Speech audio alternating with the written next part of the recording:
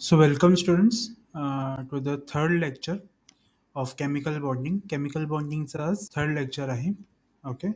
आणि त्यामध्ये आपण कोव्हॅलंट बॉन्ड बघतोय जो की खूप जास्त इम्पॉर्टंट आहे तुमच्यासाठी कारण 12च्या पॉईंट ऑफ व्ह्यू किंवा 11च्या पॉईंट ऑफ व्ह्यूने कोव्हॅलंट बॉन्ड हा खूप इम्पॉर्टंट आहे.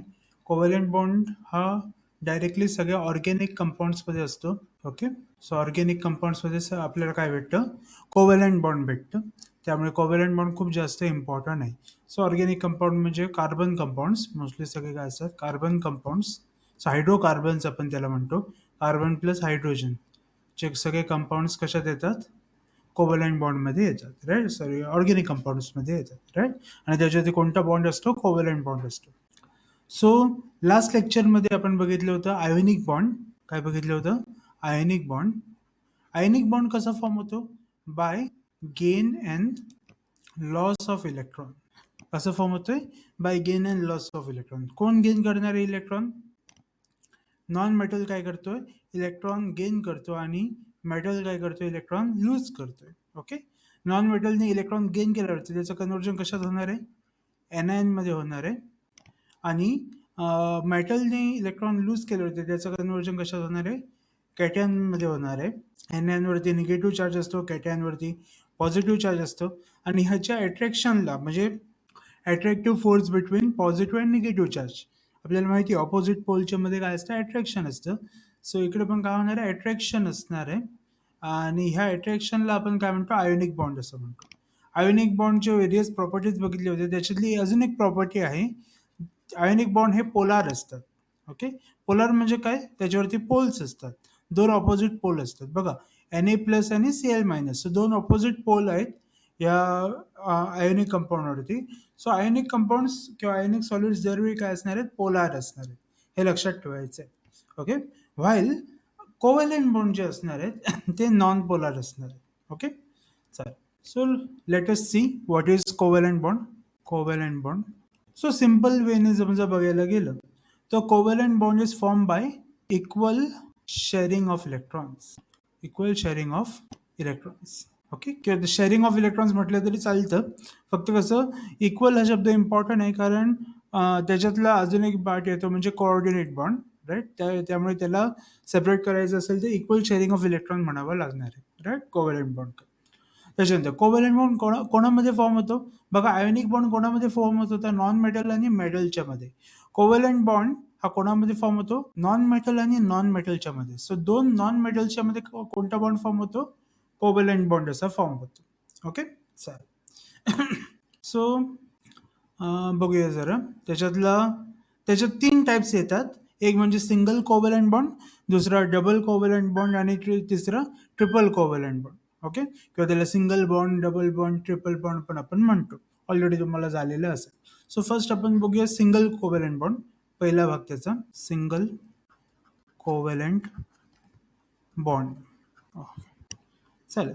सो त्याच्यातलं सिंपल एक्झाम्पल घेऊया एक. H2 molecule. H2 molecule. So hydrogen molecule. So हायड्रोजनमध्ये मॉलिक्यूलमध्ये दोन्ही हायड्रोजन्स असणार आहेत. हायड्रोजन आयटम्स असणार आहेत. ओके. आणि आपल्याला माहिती आहे हायड्रोजन काय एक नॉन मेटल आहे. ओके. चालेल. सो बघा, समजा माझ्याकडे एक हायड्रोजन आहे. ओके. हायड्रोजनचा ॲटॉमिक नंबर किती? 1. सो इलेक्ट्रॉनिक कॉन्फिगरेशन काय असणार आहे? 1 असणार आहे. त्याचा अर्थ त्याचे इलेक्ट्रॉन्स किती असणार आहेत? 1. एकच असणार आहे. ओके. चालेल. सो समजा आपण त्याचं स्ट्रक्चर काढलं तर न्यूक्लियसमध्ये एक प्रोटॉन असणार आहे. ओके. आणि इलेक्ट्रॉन किती असणार आहे? फर्स्ट शेलमध्ये एकच इलेक्ट्रॉन असणार आहे. के शेलमध्ये एकच इलेक्ट्रॉन असणार आहे. सो हा झाला माझा एक हायड्रोजन HA. सेम वे समजा माझ्याकडे HB आहे. ओके. पॉझिटिव्ह न्यूक्लियस आणि एक इलेक्ट्रॉन. ओके. आता बघा, हा हायड्रोजन HA आणि हा हायड्रोजन HB. बरोबर. सो HA स्टेबल आहे का? येस. HA हा हायड्रोजन स्टेबल आहे का? तर नाही, HA स्टेबल नाही आहे. HA कधी स्टेबल होणार आहे? ज्यावेळी त्याच्या फर्स्ट शेलमध्ये एकच शेल आहे त्याच्याकडे. सो एका शेलमध्ये पहिल्या शेलमध्ये ज्यावेळी 2 इलेक्ट्रॉन्स येतील त्यावेळी काय होणार आहे? तो स्टेबल होणार आहे. राईट. सो HA जवळ ज्यावेळी पहिला 1-2 इलेक्ट्रॉन्स येतील त्याच्या शेलमध्ये व्हॅलेन्स शेलमध्ये, त्यावेळी तो काय होणार आहे, स्टेबल असणार आहे. ओके, सो हायड्रोजनजवळ एकच इलेक्ट्रॉन आहे. ओके, सेम वे एच बीकडे पण एकच इलेक्ट्रॉन आहे. सो याचे कधी स्टेबल होणार आहे, ज्यावेळी तो काय करणार आहे, डुप्लेट रूल फॉलो करणार आहे. Okay, what is duplet rule? जर आपल्या ॲटमकडे एकच शेल असेल, के शेल असेल, आणि त्या शेलमध्ये समजा 2 इलेक्ट्रॉन नसतील, तर तो ॲटम काय असणार आहे, स्टेबल असणार आहे. सो हायड्रोजनला किती इलेक्ट्रॉनची गरज आहे? 2 इलेक्ट्रॉनची गरज आहे त्याच्या ओके, फर्स्ट शेलमध्ये. ओके, सो बघा आता काय करू शकतो. समजा हायड्रोजनने काय केलं, इकडच्या हायड्रोजनकडून एक इलेक्ट्रॉन घेण्याचा विचार केला. म्हणजे जसं आपण आयोनिक बॉन्डमध्ये बघितलं होतं, तसं विचार केला त्याने. ह्या हायड्रोजनकडून मी काय करतो, एक इलेक्ट्रॉन माझ्याकडे घेतो. ओके, पण तसं समजा झालं तर हा हायड्रोजन एच ए काय होणार आहे, स्टेबल होणार आहे. पण एच बी कडे आता किती इलेक्ट्रॉन्स राहणार आहेत? 0 इलेक्ट्रॉन्स राहणार आहेत. बरोबर. जर एच बीने आपल्याकडचं एक इलेक्ट्रॉन आहे तो दिला, तर एच बीकडे किती इलेक्ट्रॉन्स राहणार आहेत? 0 इलेक्ट्रॉन्स राहणार आहेत. ओके, सो आता एच बी खूप जास्त वीक होणार आहे, खूप जास्त अनस्टेबल होणार आहे. तर एच बी त्याला आपल्याकडचं एक इलेक्ट्रॉन देणार आहे का? तर नाही. कोणती गोष्ट अनस्टेबल असेल तर अजून ती अनस्टेबल होण्याचा प्रयत्न करणार का? नाही. कोणती पण गोष्ट स्टेबल होण्याचा फक्त प्रयत्न करणार, ती अनस्टेबल होण्याचा प्रयत्न करणार नाहीये. राईट. ओके, सो एच बी आपल्याकडचं एक इलेक्ट्रॉन देऊ शकत नाही. आणि तर आता काय करावं लागेल? सो आता काय करावं लागणार आहे, आता इकडे शेअरिंग ऑफ इलेक्ट्रॉन्स करावे लागणार आहे. सो हायड्रोजन ए काय करणार आहे, आपल्याकडचं एक इलेक्ट्रॉन देणार आहे, आणि हायड्रोजन बी आपल्याकडचं एक इलेक्ट्रॉन देणार आहे. ओके, आणि दोन्ही इलेक्ट्रॉन्स एकामेकांसोबत काय होणार आहेत, शेअर होणार आहेत. ओके, चल.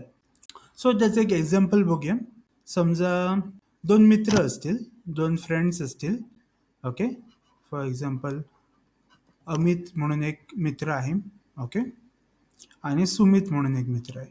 ओके, ओके, रँडम नावं घेतलेले आहेत, अमित आणि सुमित. ओके, आता समजा हे दोन्ही स्कूल फ्रेंड्स आहेत किंवा कॉलेज फ्रेंड्स आहेत, आणि त्या अमित आणि सुमित यांना काय करायचं आहे, एक बुक परचेस करायचं आहे. काय करायचं आहे, एक बुक परचेस करायचं आहे. त्या बुकची किंमत समजा ₹1000 आहे. किती आहे प्राइस त्याची? ₹1000. आता अमितकडे पण तेवढे पैसे नाही आहेत, आणि सुमितकडे पण तेवढे पैसे नाही आहेत. ओके, अमितकडे फक्त ₹500 आहेत, आणि सुमितकडे पण किती आहेत, फक्त ₹500 आहेत. ओके, सो स्वतःहून ते बुक घेऊ शकत नाहीत. ओके, स्वतःहून स्वतःच्या म्हणजे एकटा कोणी अमित स्वतःसाठी डायरेक्टली ₹1000 बुक घेऊ शकत नाही. सुमित पण आपल्यासाठी डायरेक्टली ₹1000 बुक घेऊ शकत नाही. ओके, सो आता हे दोन्ही मित्र काय करणार आहेत, विचार करतात की माझ्याकडे 500 आहेत, सुमितकडे 500 आहेत. राईट. सो ते काय करतात, आमचे दोघांचे पैसे काय करतात, मिक्स करतात. ओके, शेअर करतात, आणि टोटल किती होणार आहेत, ₹1000 होणार आहेत. आणि दोन्ही एकत्र येऊन काय करणार आहे, एक पुस्तक परचेस करणार आहे, एक बुक परचेस करणार आहे. ओके, आता हे जे बुक असणार आहे, हे दोघांच्या मालकीचं असणार आहे. त्याचं ओनर कोण असणार आहे, दोन्ही असणार आहेत. अमित पण असणार आहे आणि सुमित पण असणार. बरोबर. सो एक दिवस मे बी अमित ते बुक यूज करेल, दिवस मे बी सुमित ते यूज करेल. पण त्याचं मालक कोण असणार आहे, दोन्ही असणार आहेत. अमित पण असणार आहे आणि सुमित पण असणार. एवढं क्लिअर होतंय? सेम वे इकडे होणार आहे. आता इकडे पण शेअरिंग होणार आहे. राईट. सो इलेक्ट्रॉन इकडचं एच ए देणार आहे, एच बी पण एक इलेक्ट्रॉन देणार. सो त्यावरून आपल्याला असं भेटणार आहे. सो पॉझिटिव्ह चार्ज पॉझिटिव्ह आहे त्याचं न्यूक्लियस, आणि दोन्ही इलेक्ट्रॉन्स एकामेकांसोबत शेअर झालेले असणार आहेत. आता हे दोन्ही इलेक्ट्रॉन्स दोघांच्या मालकीचे आहेत. Okay, yes. सो हे शेअर झाले आहेत. सो ह्याचा मालक कोण असणार आहे, ह्याचा मालक दोन्ही असणार आहे. म्हणजे एच ए पण त्या 2 इलेक्ट्रॉनचा मालक असणार आहे, आणि एच बी पण काय असणार आहे, ह्या 2 इलेक्ट्रॉनचा मालक असणार आहे. कारण ते इलेक्ट्रॉन्स काय झाले आहेत, शेअर केलेले आहेत. एवढं क्लिअर होतंय का? राईट. सो शेअरिंग झाल्यामुळे हे दोन्ही इलेक्ट्रॉन्स काय असणार आहेत, इक्वली शेअर्ड असणार आहेत दोघांसोबत. ओके. आणि त्यामुळे बघा, अशा प्रकारे एक बॉन्ड फॉर्म होणार आहे एच ए आणि एच बी मध्ये. ओके, सो त्याला आपण एक कोव्हॅलंट बॉन्डला एका लाईनमध्ये दाखवतो, डॅशमध्ये दाखवतो. सो एका डॅशमध्ये 2 इलेक्ट्रॉन्स असतात. एका डॅशमध्ये किती असतात, 2 इलेक्ट्रॉन्स असतात, आणि दोन्ही इलेक्ट्रॉन्स काय असणार आहेत, शेअर झालेले असणार आहेत. ओके, चालेल. सो ह्याच बॉन्डला आपण काय म्हणतो, सिंगल कोव्हॅलंट बॉन्ड असं म्हणतो. काय म्हणतो याला, सिंगल कोव्हॅलंट बॉन्ड. सो आता एच ए स्टेबल झाला का? एच एकडे किती इलेक्ट्रॉन्स आहेत, तो शेअर झालेले दोन्ही इलेक्ट्रॉनचा मालक कोण असणार आहे? एच ए असणार आहे. अलॉंग विथ दॅट शेअर झालेल्या दोन्ही इलेक्ट्रॉनचा मालक कोण असणार आहे? एच बी पण असणार आहे. सो एच बी कडे एच ए कडे आता 2 इलेक्ट्रॉन झाले आणि एच बी कडे पण किती इलेक्ट्रॉन झाले? 2 इलेक्ट्रॉन झाले. सो एच ने डुप्लेट रूल फॉलो केला. सेम वे एच बीने पण काय केलंय? डुप्लेट रूल फॉलो केलेला आहे. त्यामुळे शेअरिंग केल्यानंतर एच ए आणि एच बी दोन्ही काय झाले आहेत? स्टेबल झालेले आहेत. दोन्ही काय झालेले आहेत? स्टेबल झालेले आहेत. Okay. And this is done by forming a covalent bond. कशामुळे ते स्टेबल झाले? कोव्हॅलेंट बॉन्ड फॉर्म करून काय झाले? स्टेबल झालेले आहेत. Right. Okay.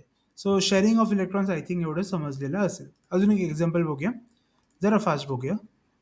That is methane CH4. Okay. आता कार्बनचा ॲटॉमिक नंबर किती? 6. सो इलेक्ट्रॉनिक कॉन्फिगरेशन काय असणार आहे त्याचं? ओके. 1s2 किंवा डायरेक्टली आपण बघूया 2,4. राईट. ह्याचा अर्थ व्हॅलेन्स शेलमध्ये किती इलेक्ट्रॉन्स आहेत? 4 इलेक्ट्रॉन्स आहेत. सो मी डायरेक्ट दाखवते बघा. कार्बन आणि एक डॉट म्हणजे 1 इलेक्ट्रॉन. ओके. 1, 2, 3 आणि 4. सो असं कार्बनकडे किती इलेक्ट्रॉन्स असणार आहेत?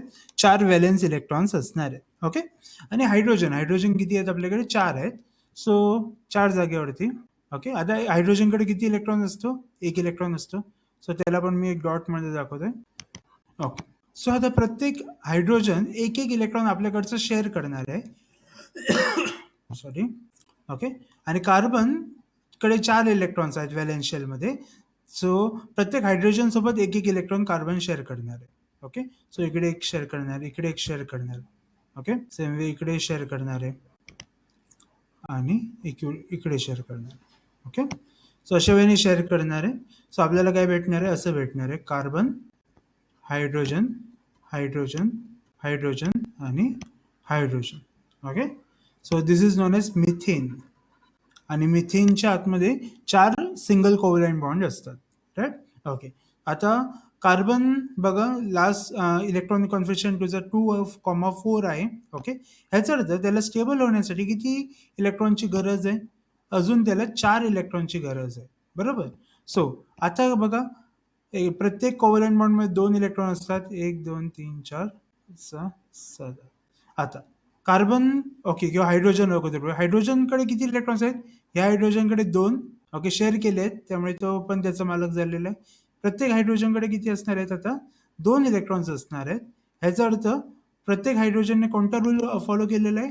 डुप्लेट रूल फॉलो केलेला आहे. बरोबर. आणि डुप्लेट रूल फॉलो केल्यामुळे तो काय झालाय? स्टेबल झालाय. आता कार्बन बद्दल बघूया.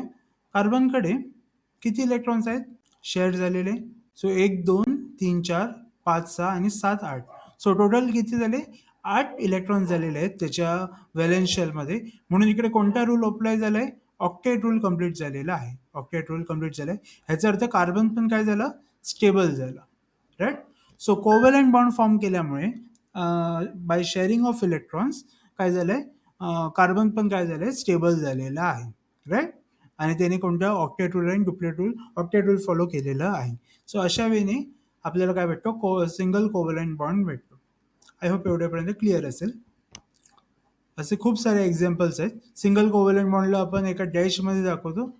सो आणि एका सिंगल कोव्हॅलेंट बॉन्डमध्ये 2 इलेक्ट्रॉन्स असतात जे इक्वली शेअर झालेले असतात. समजा आपल्याला ब्रेक करायचं झालं त्यांना, तर आपल्याला इक्वली त्याला ब्रेक करावं लागणार आहे. ओके. चालेल. नेक्स्ट सेकंड बघूया आपण. Double covalent bond. Double covalent bond same आहे, फक्त आता इकडे एकच बॉन्ड फॉर्म झाला होता कोव्हॅलेंट बॉन्ड. आता आपल्याला इकडे 2 कोव्हॅलेंट बॉन्ड फॉर्म होणार आहे. ओके. चालेल. सो त्याचा एक्झाम्पल आहे O2 molecule. O2 molecule. Okay. चालेल. आता ऑक्सिजनचा ॲटॉमिक नंबर किती? 8. सो इलेक्ट्रॉनिक कॉन्फिगरेशन काय असणार आहे? 2,6. ओके. लास्ट शेलमध्ये 6 इलेक्ट्रॉन्स आहेत. ओके. सो ऑक्सिजनला स्टेबल व्हायचं असेल तर काय करावं लागेल? येस, ऑक्टेट रूल फॉलो करावं लागणार. म्हणजे कोणासोबत तरी कोणाकडून तरी 2 इलेक्ट्रॉन घ्यावे लागतील किंवा 2 इलेक्ट्रॉन शेअर करून घ्यावे लागतील. राईट. ओके. सो आता बघा, जरा इकडे जरा प्रॉपरली लक्ष द्या. लास्ट ओके, ऑक्सिजनकडे किती इलेक्ट्रॉन्स आहेत? 6 इलेक्ट्रॉन्स आहेत. त्याच्यातले 4 इलेक्ट्रॉन्स हे ॲज अ लोन पेअर म्हणून असणार आहे. ह्याला आपण काय म्हणतो? Lone pair of electrons. So ऑक्सिजनकडे 2 लोन पेअर ऑफ इलेक्ट्रॉन्स असते. हे एक्स्ट्रा इलेक्ट्रॉन्स असतात जे बॉन्डिंगमध्ये डायरेक्टली भाग घेत नाहीत. ओके, चालेल. आणि सो अशा प्रकारे 6 इलेक्ट्रॉन्स ऑक्सिजनकडे आहेत. ओके, सेम वे अजून एक ऑक्सिजन आहे, त्यांच्याकडे पण किती आहेत? 6 इलेक्ट्रॉन्स आहेत, 2 लोन पेअर आहेत. ओके, आणि 2 इलेक्ट्रॉन बॉन्डिंगसाठी अवेलेबल आहेत. आता काय होणार आहे बघा, इकडचं एक इलेक्ट्रॉन, इकडचा एक इलेक्ट्रॉन, सेम वे इकडचा एक इलेक्ट्रॉन, इकडचा एक इलेक्ट्रॉन. सो असे काय होणार आहेत? कंबाईन होणार आहेत. ओके, शेअर होणार आहेत आणि आपल्याला काय भेटणार आहे?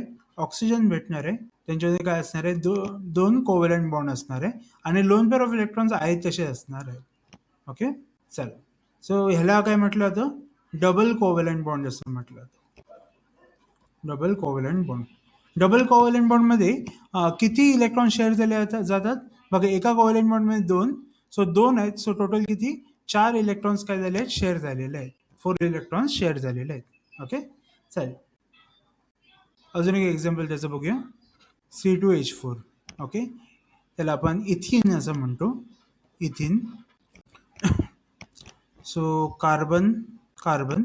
ओके, ऑलरेडी आपल्याला माहिती आहे कार्बनकडे लास्ट ह्याच्यात 4 इलेक्ट्रॉन्स असतात, पण आपल्याकडे हायड्रोजन किती आहेत? 4च आहेत, राईट? आणि 2 कार्बन आहेत. Okay, so 1, 2.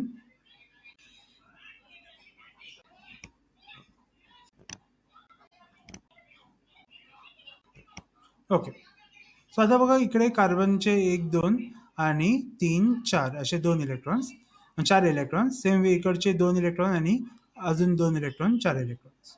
ओके, आता इकडे ह्या कंपाऊंडमध्ये हायड्रोजन कमी आहे, तर कार्बन कार्बन सोबतच काय करणार आहे? डबल बॉन्ड फॉर्म करणार आहे. सो कार्बनची एक इम्पॉर्टंट प्रॉपर्टी असते, त्याला आपण कॅटेनेशन प्रॉपर्टी असं म्हणतो. Okay, catenation property. सो कॅटेनेशनचा प्रॉपर्टीचा अर्थ काय? की कार्बन काय करू शकतो? दुसऱ्या कार्बन सोबत लॉंग चेन्स फॉर्म करू शकतो. ओके, सो मोठे मोठे चेन्स काय करू शकतो? कार्बन फॉर्म करतो स्वतःच्या कार्बन सोबत.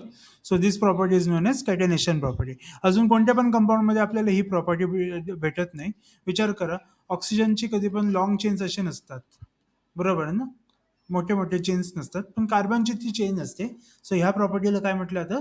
कॅटेनेशन प्रॉपर्टी असं म्हटलं जातं. ओके, सो आता बघा, इकडे हायड्रोजन आणि हायड्रोजनच्या मध्ये शेअरिंग एक सिंगल कोव्हॅलंट बॉन्ड फॉर्म होणार आहे. ओके, यांच्यामध्ये काय असणार आहे? Single covalent bond. आता इकडे काय फॉर्म होणार आहे? डबल कोव्हॅलंट बॉन्ड फॉर्म होणार आहे. 2 कार्बनच्या मध्ये काय फॉर्म होणार आहे? डबल कोव्हॅलंट बॉन्ड फॉर्म होणार आहे. And this is known as C2H4, ethene molecule. काय म्हटलं जातं? इथिन मॉलिक्यूल, ज्याच्यामध्ये इकडे काय आहे? डबल कोव्हॅलंट बॉन्ड आहे. Double covalent bond, double covalent bond. Okay,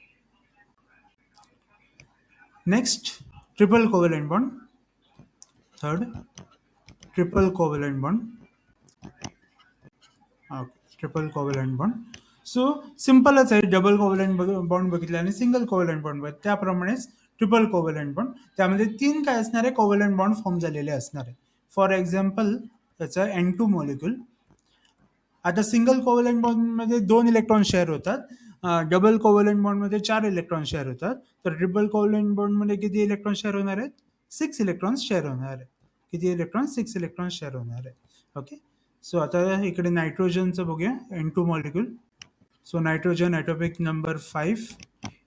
okay, so electronic conversion 2, atomic number 7, electronic conversion 2,5. So valence शेलमध्ये किती इलेक्ट्रॉन्स आहेत? 5 इलेक्ट्रॉन्स आहेत. सो नायट्रोजनकडे एक लोन पेअर ऑफ इलेक्ट्रॉन्स असणार आहे. ओके, एक loan pair of electron. So 5 आहेत, त्याच्यातले 2 काय झाले? इलेक्ट्रॉन कुठे गेले? लोन पेअर ऑफ इलेक्ट्रॉनमध्ये गेलेले आहेत. ओके, आणि राहिलेले 3 कशासाठी यूज होणार आहेत? ट्रिपल बॉन्डसाठी यूज होणार आहेत. सेम वे अजून एक नायट्रोजन असणार आहे. ओके, त्याच्यातले 2 लोन पेअर ऑफ इलेक्ट्रॉनसाठी जाणार आहेत आणि 3 कशासाठी यूज होणार आहेत? Triple covalent बॉन्डसाठी.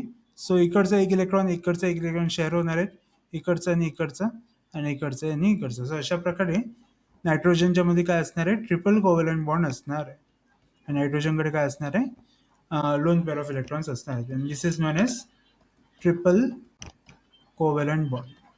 Triple covalent bond. Okay, चालेल. सो ट्रिपल कोव्हॅलंट बॉन्ड मध्ये टोटल इलेक्ट्रॉन्स किती शेअर होतात? 6 इलेक्ट्रॉन्स शेअर होणार आहेत. ओके,